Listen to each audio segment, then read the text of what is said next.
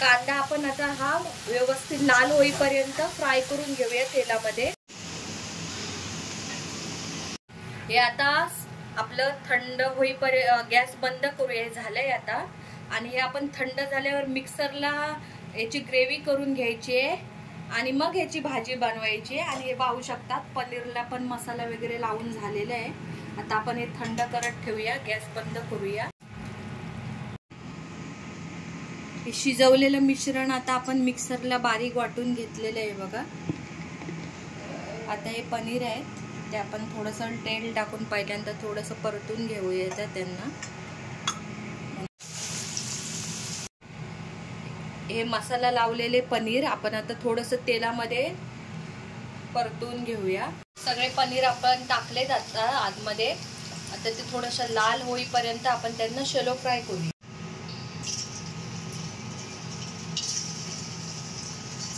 पनीर व्यवस्थित लाल झालेत, आता आपण यांना काढून घेऊया। जास्त ढवळत नाही भाजायचं, नाही तर पनीरचा कुस्कर होतो। आता आपण गॅस थोडा कमी करूया आणि हे पनीर प्लेटमध्ये काढून घेऊया।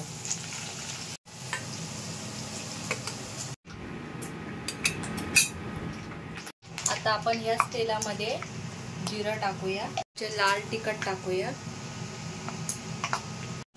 आता आपण हे व्यवस्थित मिक्स करून घेऊया ग्रेव्ही तेलामध्ये। आता हे मिश्रण व्यवस्थित तेलामध्ये झालेलं आहे परतून। आता आपण ह्याच्यामध्ये हळद टाकूया परत एकदा।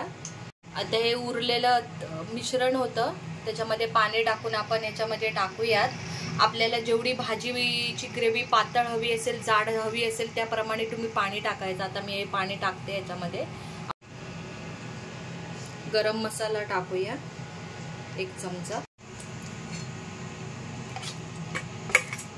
आता हे पनीर फ्राय करून घेतलेले हे या भाजीमध्ये टाकूया।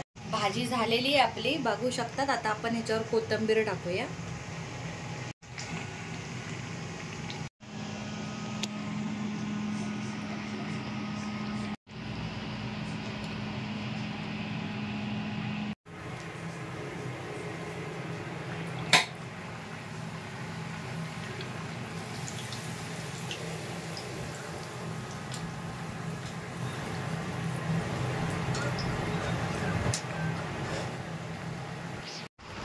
बघा ही पनीरची भाजी रेडी आहे बनवायला।